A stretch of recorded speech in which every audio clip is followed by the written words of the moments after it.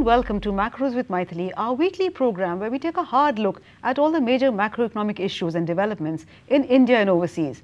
Well, an issue that's been the focus of much discussion in recent weeks, especially in policy circles, has been the Social, Economic and Caste Census 2011, the first comprehensive attempt in independent India to try and capture the multidimensional aspects of deprivation at one go, rather than look at poverty purely through the lens of a poverty line measured in terms of income.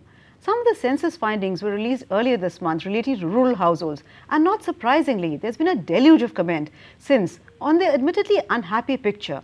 How should these findings be interpreted? Can they be viewed dispassionately, that is minus the ideological prism that sees the numbers as yet another opportunity to revisit the familiar entitlement versus growth debate? Or is that inevitable? We're going to try and give you a broad sense of what the findings reveal about the well-being of the Aam Aadmi, as well as possible policy directions with our panel of experts. Subir Gokarn, Head of Research, Brookings, India; Surjit Bhalla, Chairman, Oxus Investment and a member of the latest Task Force on Poverty Numbers; and Partha Mukhopadhyay, Senior Fellow, CPR Delhi, think tank based in Delhi. Welcome to the show, gentlemen. Surjit, if I may start with you. As someone who's always tended to look at the glass as half full rather than half empty, are you really dismayed by the findings? Or how do you really look at these findings at all? What is your interpretation of the numbers? First, my DNA is plus plus, so you're right, I tend to look. But I will try and be objective about these data. And basically, the very simple objective comment I have about the socioeconomic census data is that it's garbage, literally garbage. These data do not reveal anything. There is one silver lining about this data, and that is that the education description that they have matches with that of the NSS. Besides that, nothing even comes closer to what the NSS tells us happened in 2011-12, approximately the time of the SECC census. Last point, the census was done by the Ministry of Rural Development, which for me is somewhat akin to the CBI. It's a political organization. It is not a quasi-academic, respectable organization that collects data like the NSS and like the Registrar General of the Census.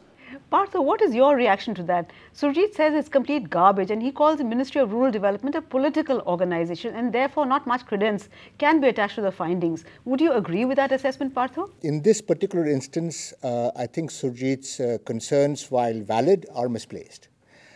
Because during the process of the collection of this particular data set, the Ministry of Rural Development, to my best understanding, worked very closely with the RGI. Essentially, in a number of instances, these places were resurveyed based on the data that was coming in live from the field, because these were all collected on tablets. And therefore, there was almost real-time checking of whether they matched with other kinds of numbers that the RGI had from the EB and so on. And therefore, there was a fair degree of oversight into how exactly the data has been collected. So I wouldn't sort of, as just on process issues, as Surjit is saying, this is, in terms of process, way better than what the BPL census used to be earlier. And much more oversight and structure has gone into it. So on those grounds alone, I wouldn't rule it out. Secondly, from whatever little stuff that one has been able to look around, look at the broad numbers, because the numbers not available in good detail, I don't think they're as off from either the census or the NSS, at least the state level, as Surjit seems to imply. So the data may or may not be useful, and in that I might tend to agree with Surjit that the usefulness of the data may be much less than what people are thinking it to be. But I wouldn't dismiss it as garbage just yet. Subir, would you agree with Partha or would you side with Surjit? Is it entirely garbage? Is the data suspect? And in that case, will it be garbage in, garbage out? What is your sense of the quality, the integrity of the data? Well, I want to make sort of three broad observations. First, we typically look at poverty dynamics or any kind of welfare dynamics over time. We need to know how things have changed over a period of time, and we can correlate this change with policy interventions or natural disasters or whatever it is, that may impact this trend. Now, this is a snapshot. We have nothing to compare it with on the same scale. The last census, as has been pointed out, was done 80 years ago, and that was the Caste Census, which was used by the Mandal Commission and so on. We don't have the caste data for this yet, and when that comes in, there may be a significant value added, but something is preventing that from coming out. We won't get into that right now. But it's a snapshot which I think is really the basis of a judgment going forward. So in and of itself, because we have nothing to compare it with, its utility is limited. But let's look at what it does give us, and let's not sort of dismiss it completely. I think it's giving us a very interesting set of perspectives on cross-state patterns. And what is striking to me, and I've been churning these numbers for a little bit now, and one of the things I did was to correlate poverty headcount, the poverty ratios that we have for states, which also apply to 2011-12, so roughly the same period when this census was done.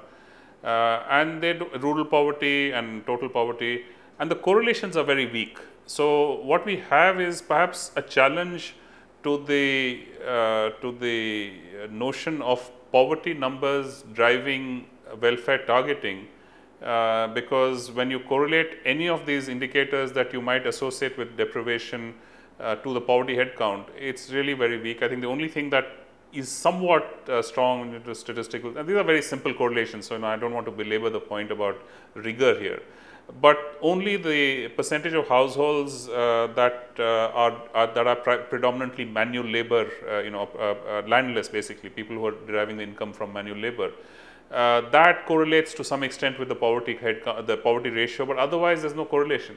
So that certainly raises questions about how targeting is to be done.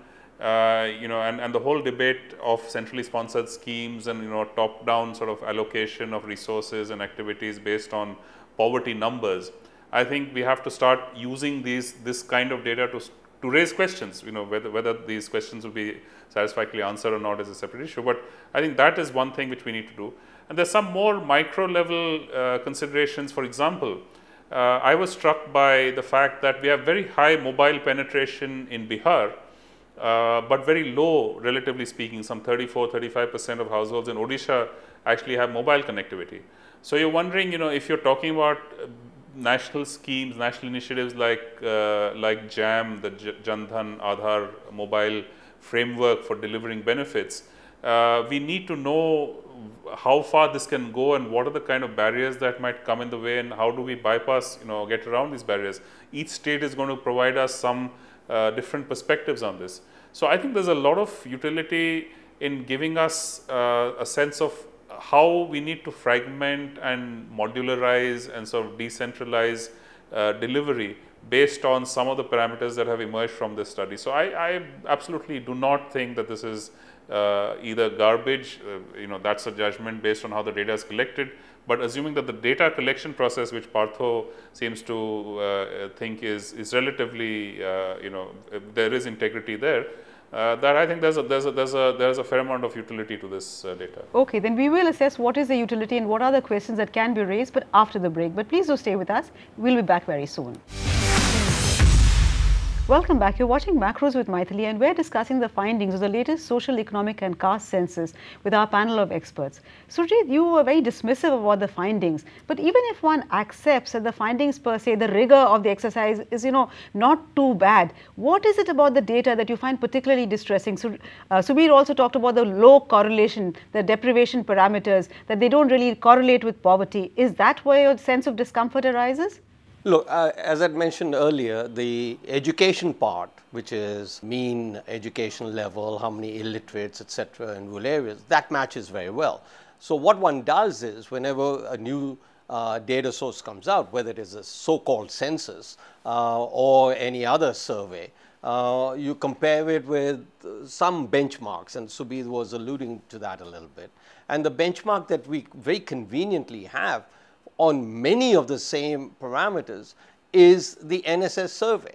Now, NSS survey itself is not, if you will, the truth, but it is, if you will, something that we need to compare with in order to assess. Now, you know, take, I don't know what numbers we want, but basically the census, SECC, collected data on incomes, not consumption, which itself was a bold move on its part, given that the NSS has avoided getting a comprehensive measure of income. It does collect income, but basically only salaries and wages, not on pensions, not on profits, etc.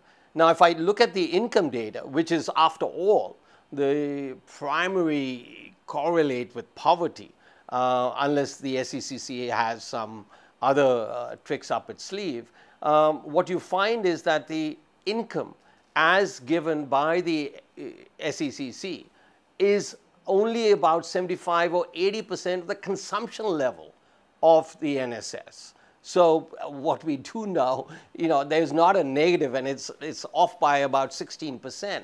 So what is going on? That the rural, all of rural India is dissaving to the tune of 16%, or that their incomes are less than their consumption, no matter how you slice it, is just very bad. One other piece of data, they have that the casual wage labor is 51% of the major source of household income. The percent of households who get their income from casual wage labor, major source, is 51%. According to the NSS, is 35%. Last, let's look at the land distribution. They have that 56% of the households are landless in rural areas. According to the NSS, it's half that number, less than half that number is 26%. So I don't know what correlate I'm going to take. How am I, whether it is good for one state or the other, if the overall numbers are way out of whack with everything that we know about India? And last point, you know, the data was done on handheld computers, which is state of the art. I give them a lot of credit for that. But, you know, the reason why people or why survey organizations do handheld is because they can verify very quickly and release the data very quickly. These data were completed 2 years ago. Why didn't the Congress release it before? Maybe they didn't release it because they thought the data were garbage, or maybe for some other reason. But we need to answer that question as to why, and that's why I'm saying this is a political organization, the Ministry of Rural Development, not exactly a data organization. But why weren't this data released before? Well, absolutely, that is a very relevant question. But Subir, even if one accepts that the data doesn't quite agree with, you know, data from other sources, if you were to look at the findings of just this census alone, does it suggest that the deprivation in India is much greater in rural households than we had thought in the past? Or is it wrong to try and look for poverty and SEC correlation? Because this is looking at a multi-dimensional aspect of deprivation, quite distinct from what the poverty line attempts to do. Yeah, I agree. I think the Surjit's point is entirely valid. I think that if there are significant divergences between a source that has so far been almost the sort of the foundation of our understanding and our measurement and our policy response to poverty, then we've got to question this. We've got to raise questions about why these differences exist. Now, prima facie, I would always prefer a census over a survey. I mean, there's, you know, that's just the nature of things. But if there are problems with the census, if the data collected is not somehow, you know, there isn't integrity in it, so I have no basis to make that judgment. There are differences. I think they need to be analyzed, they need to be understood. But we can get away from some of these issues, I think, by focusing on the differences across states. And to me, the value here, because it's a census and because it is obviously covering every household, and the database actually allows you to go down to very, very disaggregated levels at districts and so on, to be able to then use this as a way to target, to sort of you know, significantly decentralize the whole process of public service delivery and welfare. It provides that platform again to look at how these notions of these perceptions of poverty versus deprivation might be challenged. You know, we know that Punjab is a relatively prosperous state. We know that Bihar is not a relatively prosperous, or is a relatively less prosperous state. But when you look at the percentage of landless households, Punjab has 45%, Uttar Pradesh has 30.5%, Bihar is high, Bihar is 54%. So again, that's why I said that this is the only variable where there is some degree of correlation, and even that seems very, very weak. So is landlessness and poverty correlated? I mean, that's to me a very fundamental policy issue. And if they're not correlated, so why do two states which have such different levels of income, have similar labor market, rural labor market structures?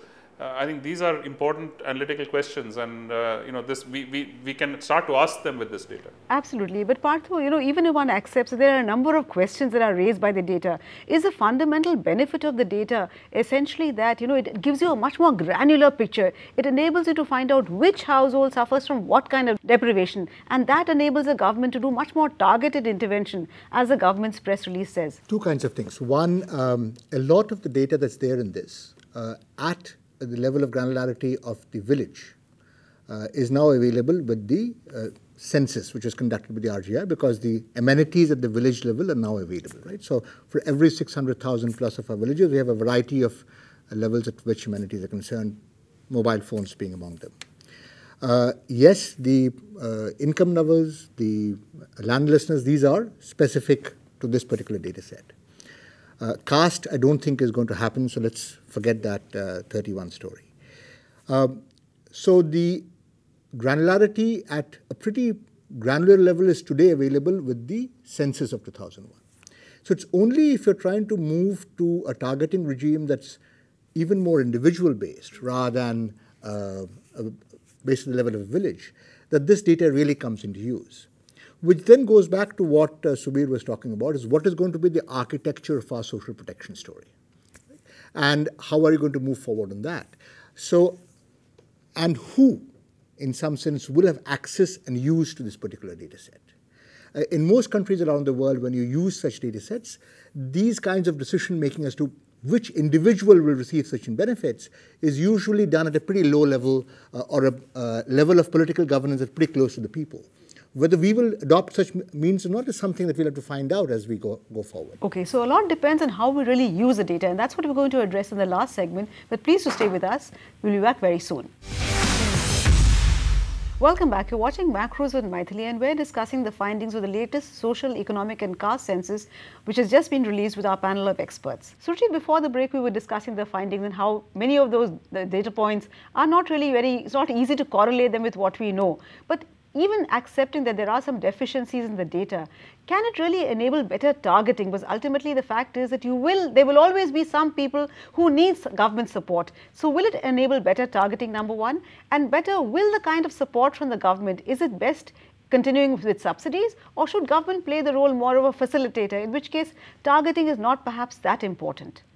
Well, absolutely no question that the government is needed in order to redistribute income. I mean, that's why we've had taxation for hundreds of years, whether you redistribute through public goods or you redistribute through other mechanisms. So there's no question. But why should we use some garbage in order to determine how we redistribute, how we determine our policies? I mean, you've got to tell me there's some information in here. There's some value added. After all, we're discussing, if you will, economics over here. What is the value added in this data? What is a piece of data? What is a piece of information? So I don't see any relevance for that, for policy or whatever. But the policy questions are very important. That is what we should be doing. Absolutely. But we shouldn't be forced to use this data because it exists. But Partha, I think you have a very different point of view on that, right? The basic thing is Surjit's had relatively limited time. And he's basically taken a few broad averages and correlated them with some sample averages from a variety of structures for a few of these numbers, and some of those numbers don't seem to match. But fundamentally, the ability to see how good or bad this data is actually available at a much more granular level, because you have these information at the enumeration block level, which is only a few thousand households. You can compare many of those parameters with the census of 2011, which was conducted by the RGI, which Surjit respects. So in some senses, yes, we need a lot more scrutiny of this particular data, but a lot more level of scrutiny is possible. Whether the validity of the data is there or not, that's one thing, and that's something that's, I think, an empirical question. I don't think it can be dismissed as easily as Surjit is doing it. But yes, it is an empirical question. But secondly, I think the important fact is, do you need data at this level of granularity to provide certain kinds of services? If you're just trying to provide good schools, it's great to know which villages are doing well or badly, which you already know from the census. It's only when we're trying to go towards individual levels that you want to provide the Indira Awas Yojana housing kind of story. So you know which household needs a house. Which household needs stuff. You want to target at that level that this data makes sense. I personally do not believe that you should be doing those kinds of targeting. I personally believe we should have a much more universal approach to social security, where people opt in to certain kinds of benefits that are there. But that's a matter of government policy. One of the things that I understand from this data is that over a quarter of the households actually said that they would not like to have the data released, right? Because it was an option that was given to them. Which leads me to the other question of privacy of data in this country. These lists were out in the public domain for a very long time. So if we are going to go down this route, we need to start thinking about how we are going to deal with privacy in this country. Absolutely. But Subir, if I can turn it over to you and ask you, yes, there are many limitations with the data, but given the data as it is it better than what we have today? Does it enable better targeting of things like direct benefit transfers? And if you were able to seed this information with Aadhaar, will that be a much better system than what we have at the moment? Well, I think obviously the census itself did not, or the effectiveness of a Aadhaar-based delivery system does not depend necessarily on having the census data to support it. To the extent that welfare schemes are self-selecting, an Aadhaar number that gets people into the systems, a person comes and says, look, I have these attributes and I should be entitled, or I am entitled to XYZ benefits. The Aadhaar number is used to sort of tie him in with each of these benefits, and there is a validation process that's needed. Now that validation, I think, is the key problem, because even as we move from the current sort of analog system to Aadhaar, somebody has to authorize or validate the person's eligibility for specific benefits. Now, what you have with something like this, and again, I mean, one can debate the quality of the data, but as a principle, as a framework, you have the ability to validate, to check, to cross-check the person's claims. Does he, if you know his household has certain characteristics, you will obviously be able to judge whether he's eligible or the household is eligible for certain benefits. So it does provide, I think, much more control. And I'm speaking, from the expenditure management perspective here. The more control you have, the more efficiently, the bigger bang for the buck you're getting for government expenditure. So whether this census does it or not is something that needs to be answered through, analysis.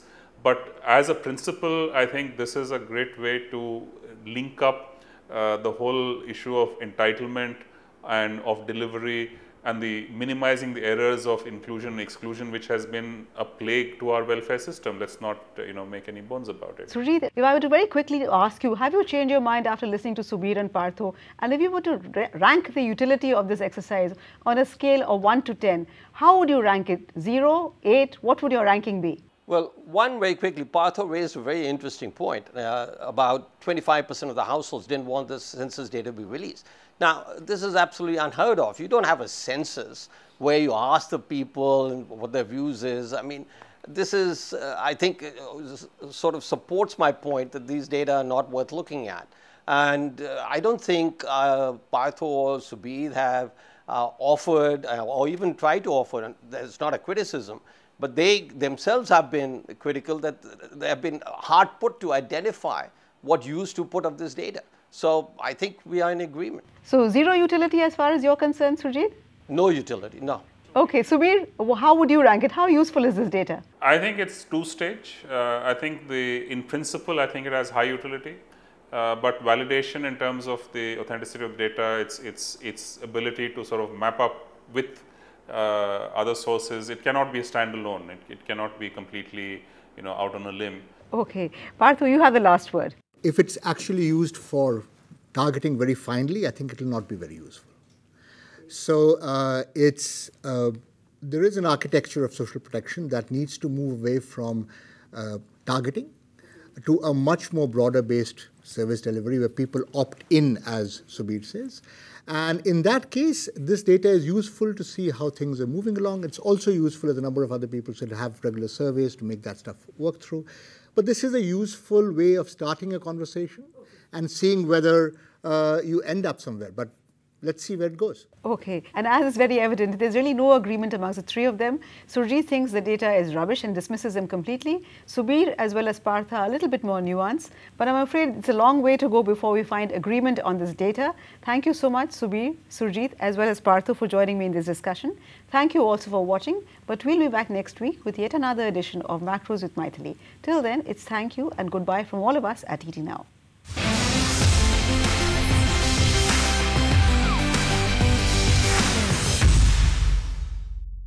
Find us on Facebook at facebook.com/etnow and don't forget to click the like button. You can also follow us on Twitter at etnowlive. To stay updated with all our programming, hit the subscribe button on our YouTube channel by logging on to youtube.com/user/etnow.